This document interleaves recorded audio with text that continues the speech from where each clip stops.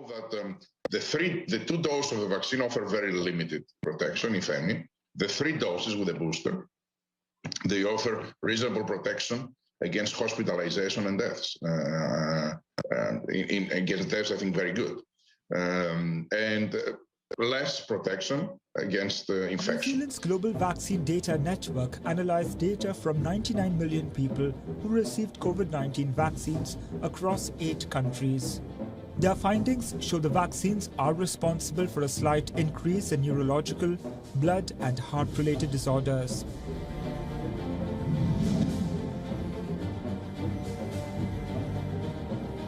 The research says 3 doses of Pfizer, BioNTech and Moderna's mRNA vaccines could trigger myocarditis, a rare condition of heart inflammation.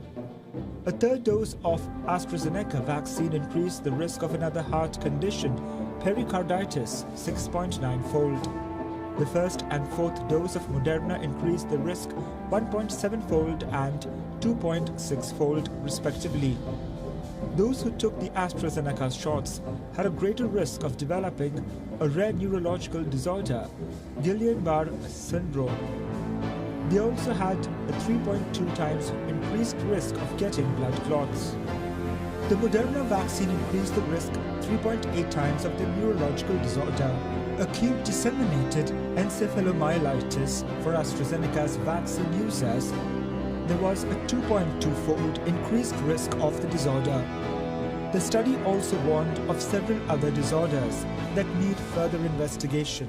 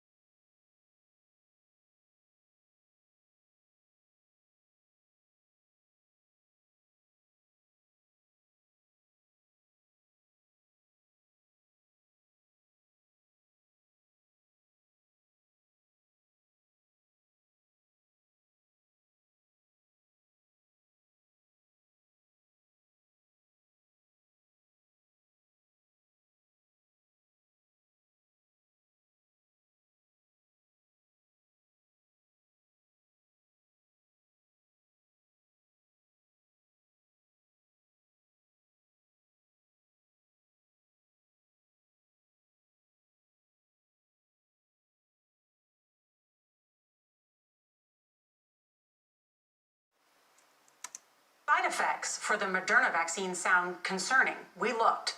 After the 2nd dose, at least 80% of participants experienced a systemic side effect. So, are these vaccines safe?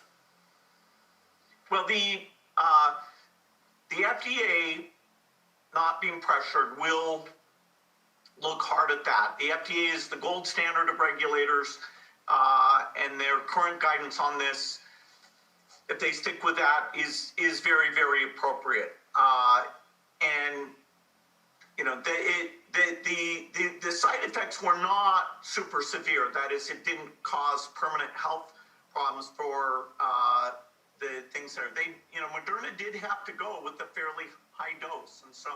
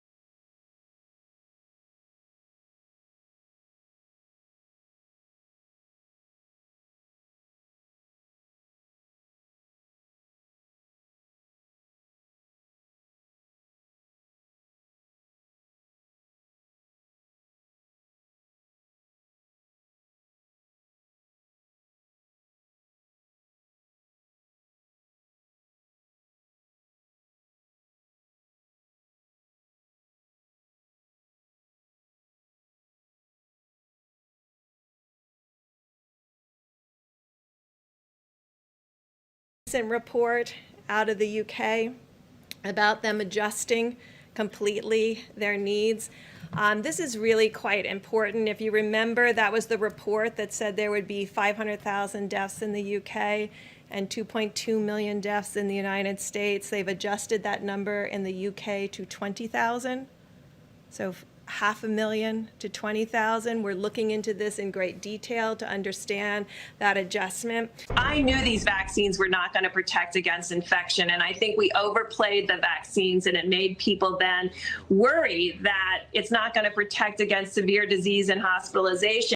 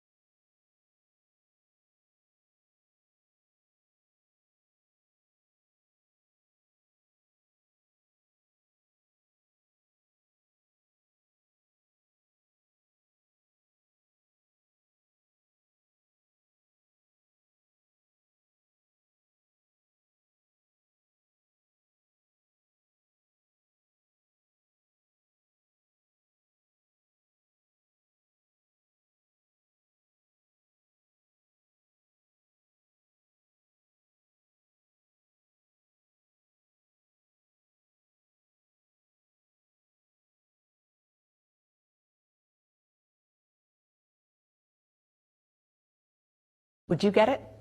Well, I think that's going to be an issue for all of us. If and when the vaccine comes. And it's not likely to go through all the tests that needs to be, and the trials that are needed to be done. When we finally do, God willing, get a vaccine, who's going to take the shot? Who's going to take the shot? You can be the first one to say, sign me up.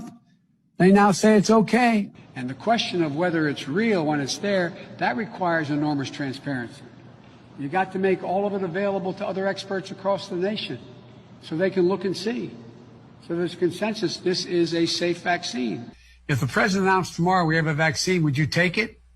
Only if it was completely transparent, that other experts in the country could look at it. Only if we knew all of what went into it. If Donald Trump can't give answers and the administration can't give answers to these three questions, the American people should not have confidence. But if Donald Trump tells us that we should take it, I'm not taking it.